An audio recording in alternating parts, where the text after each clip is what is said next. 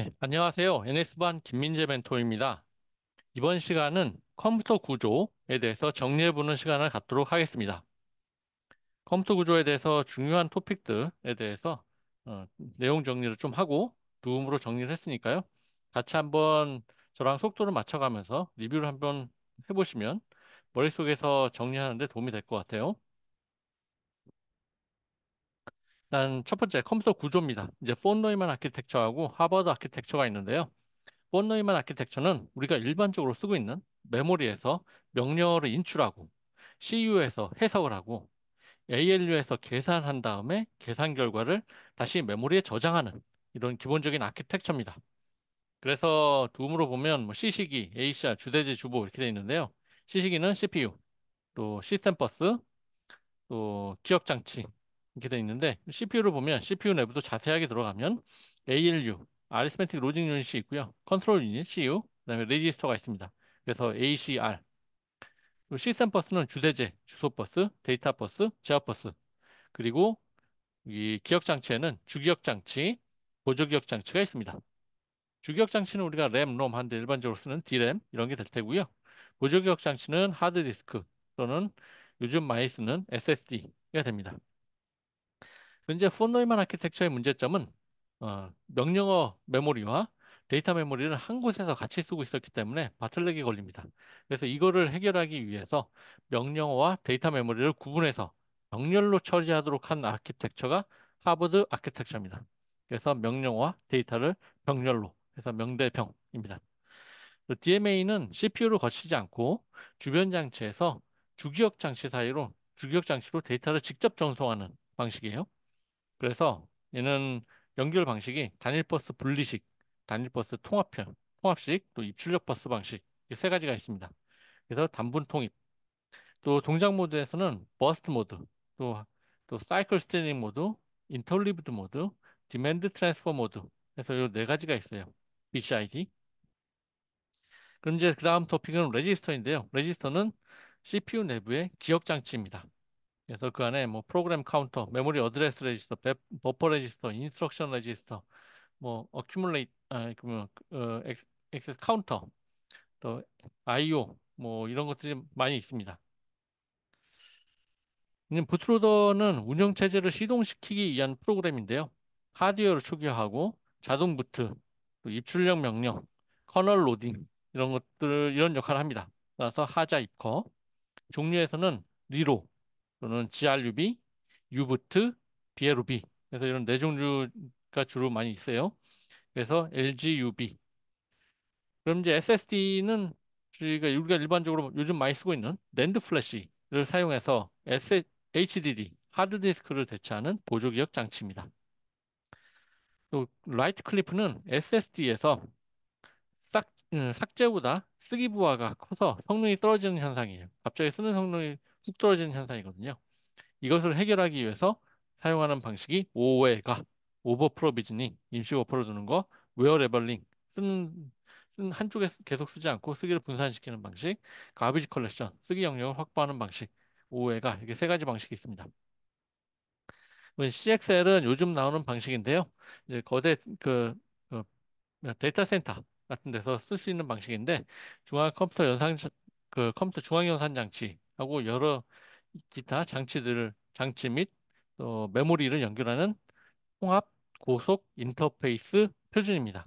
그래서 프로토콜이 CXL의 IO를 위해서 쓰는 거, 또 캐시를 위해서 쓰는 거, 메모리하고 그 데이터를 주고받기 위한 인터페이스 쓰는 거. 그래서 세 가지 프로토콜이 있어요.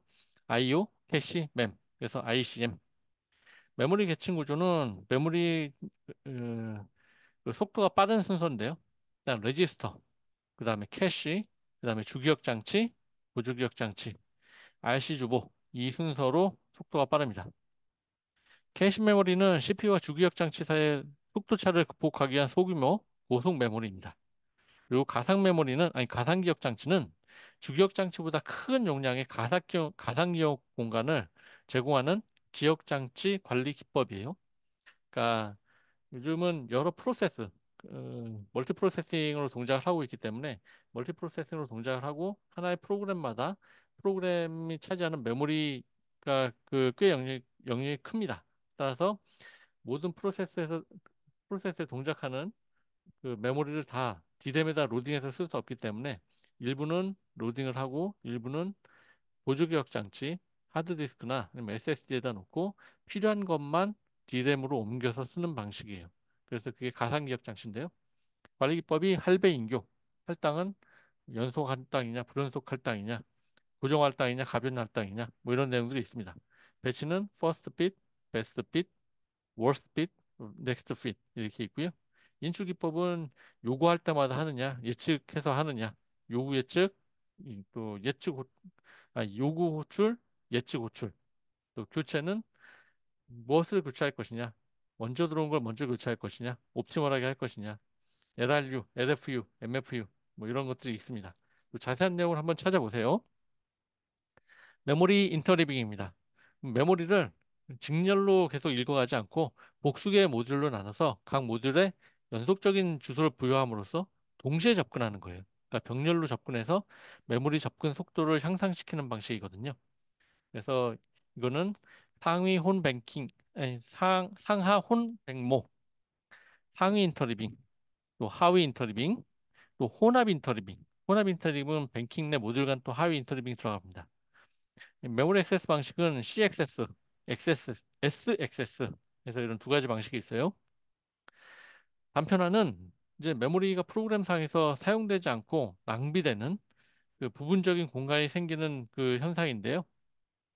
이런 내부 단편화, 페이징, 고정 분할을 사용함으로써 발생하는 내부 단편화, 아니면 세그먼테이션, 가변 분할 기법을 사용함으로써 발생하는 외부 단편화가 있습니다.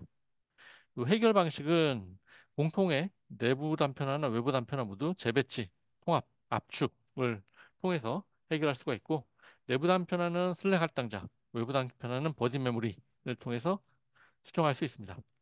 따라서 내고, 외가, 또 재통합, 슬버 내용이 있습니다. 캐시 일관성 유지 방법은 로컬 캐시와 공유 메모리 간 데이터 브리치 문제를 방지하고 일관성을 유지하는 기법인데요. 일관성을 유지하기 위해서 공유 캐시는 기억, 공유 캐시 기억 장치를 사용하는 방법, 아니면 공유 번호는 캐시에 저장하지 않는 방법, 아니면 버스 감지를 하는 방법, 감시 시스템을 이용하는 방법, 아니면 디렉토리 저장하는 방법 이런 것들이 있습니다. 버스 감시는 또 스누피 컨트롤러, 쓰기 갱신, 쓰기 무효, 또 디렉토리에 저장을 유지하는 방식은 풀맵, 리미티드, 체인드 그 내용들이 있습니다.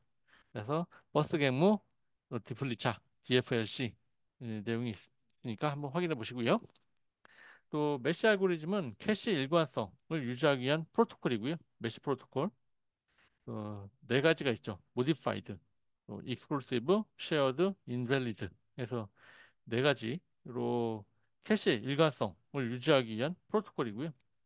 그래서 MESI, 또 이름 그대로 MESI입니다. 또 벨라디 아노말리는 페이지 교체 알고리즘 중 하나인 FIFO에서 페이지 프레임 개수를 늘렸는데 오히려 페이지 폴트가 증가하는 현상이 이제 벨라디 아노말리입니다. 로컬리티를 미고려해서 발생하는 문제이고요. 이것은 예시를 요 문제에 대해서 예시를 통해서 답안을 작성하셔야 되는데요. 이런 경우에 예시로 쓰기 좋은 게 1, 2, 3, 4, 1, 2, 5, 1, 2, 3, 4, 5입니다. 그래서 예를 보면 페이지를 3개를 했을 때는 그 폴트가 9번이 발생하지만 4개로 늘렸을 때 오히려 폴트가 10개로 더 늘어납니다. 그래서 이런 경우 페이지 교체 정책을 바꾸든가 LRU나 OPT 아니면 최적화 원칙을 설계해서 페이지 폴트 프리퀀시나 워킹 셋을 사용함으로써 이 벨라디 아노말리를 해결할 수 있습니다. 병렬 처리는 단위 시간 내에 하나 이상의 명령어를 처리하는 것을 말합니다. 근데 이 병렬 처리를 할 때 고려해야 되는 문제점은 어느 정도로 분할해서 병렬 처리를 할 것이냐. 분수 동캐가 있는데요. 스케줄링 어떻게 할 것이냐. 동기화는 어떻게 할 것이냐. 그럼 캐시 메모리는 어떻게 할 것이냐. 그래서 이 네 가지 고려사항 해야 될 문제점이 있습니다. 분수 동캐. 파이프라인은 명령어 처리 과정을 여러 단계로 세분해서 동시에 서로 다른 작업이 수행하도록 함으로써 병렬성을 높여주는 기법이에요. 그래서 속도 향상이 되는 것인데요. 그러니까 패치, 디코드, 엑서큐트, 라이트백 요 네 가지를 쭉쭉 연달아서 수행하게 하는 기법입니다. 그래서 파이프라인, 슈퍼 파이프라인, 슈퍼 스칼라, 슈퍼 파이프라인, 슈퍼 스칼라. 요 기법들이 있고요. 그래서 PS, SS, SPSS, VLIW 이렇게 내용들이 있습니다. 그러면 이제 슈퍼 스칼라 같은 경우는 한 사이클당 여러 개의 명령을 수행하는 거예요. 패치를 두 개씩, 디코드를 두 개씩 이렇게 하는 것이고 슈퍼 파이프라이닝은 엇갈리게 중첩하는 것입니다. 그러니까 슈퍼 스칼라도 패치를 끝나고 그 다음에 패치, 디코드, 엑세큐트 앞에 게 끝내 두 번째 게 되는 것인데요. 슈퍼 파이프라이닝은 패치 중간에 디코드를 하고 디코드 중간에 엑서큐트를 하고 엑서큐트 중간에 라이백이 되는 그래서 중첩시키는 기술입니다.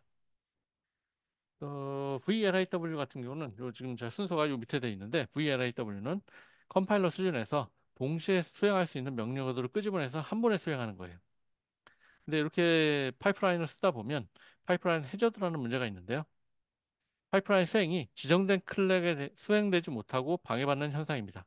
원인은 자원 충돌이 난다든가 메모리 레지스터 충돌 아니면 폰노이만 아키텍처. 그러니까 처음에 폰노이만 아키텍처는 어, 명령어 메모리와 데이터 메모리를 같이 사용하기 때문에 그래서 병목 현상이 나서 병력 처리에 어려움이 있습니다.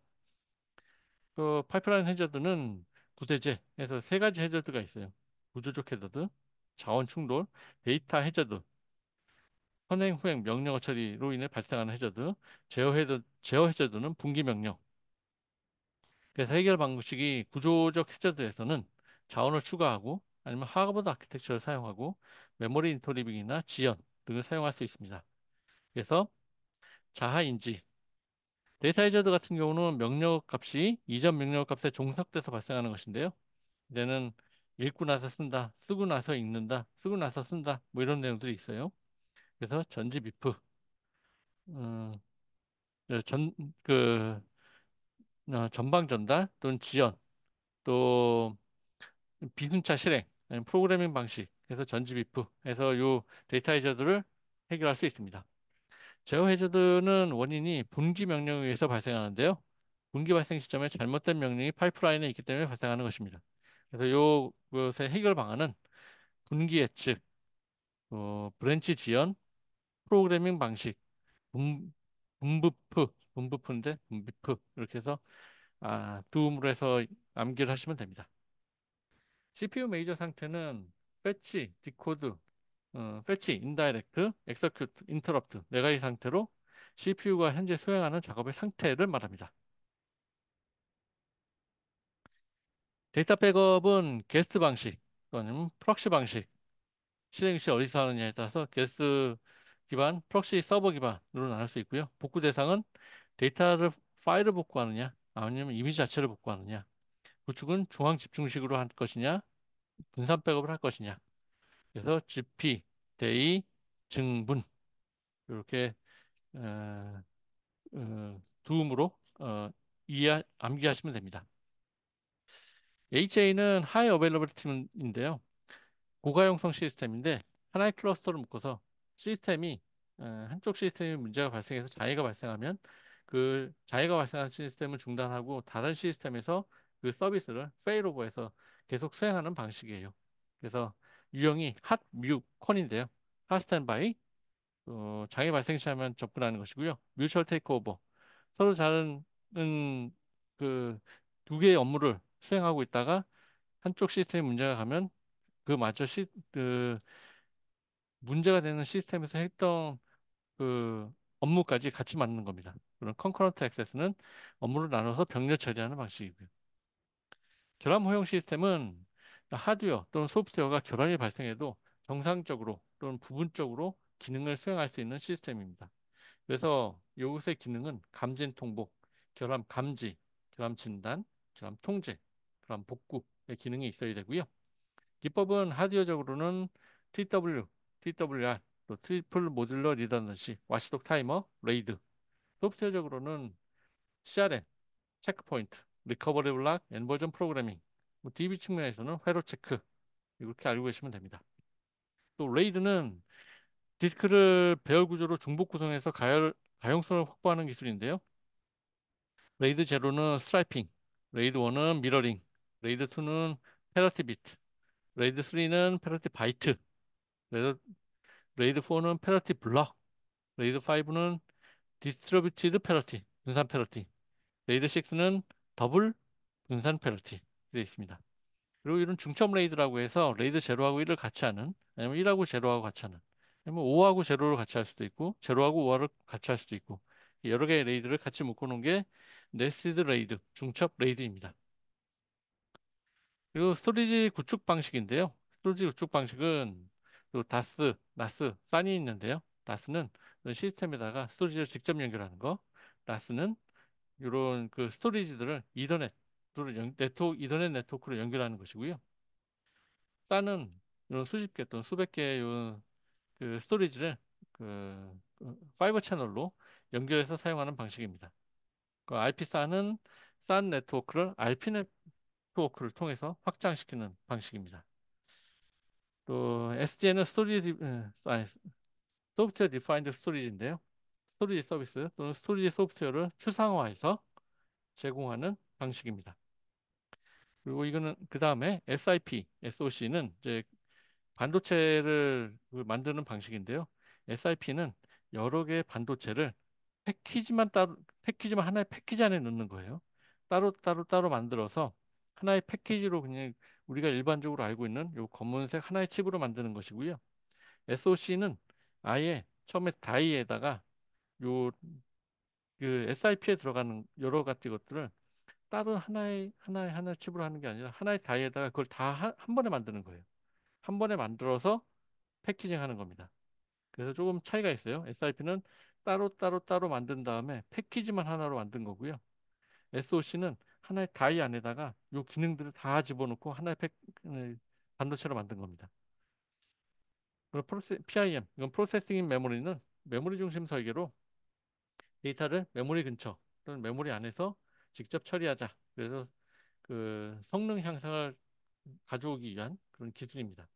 그래서 여기는 로직 다이, 뭐 메모리 다이, DMA, 3D 패키지드 DRAM, 그래서 LMD3, 그래서 이런 그 도움으로 알고 계시면 되고요. 뉴로모픽 칩은 인간의 그 뉴런에서 그 인간 뇌에서 데이터가 처리되는 방식에 따라서 뉴런, 시냅스, 그 병렬 처리하는 방식으로 성능을 확보하기 위한 기술입니다. 그래서 뉴런, 시냅스, 병렬, 그래서 뉴시병입니다. 예, 이것으로 컴퓨터 구조에 대한 그 리마인드를 마치겠습니다.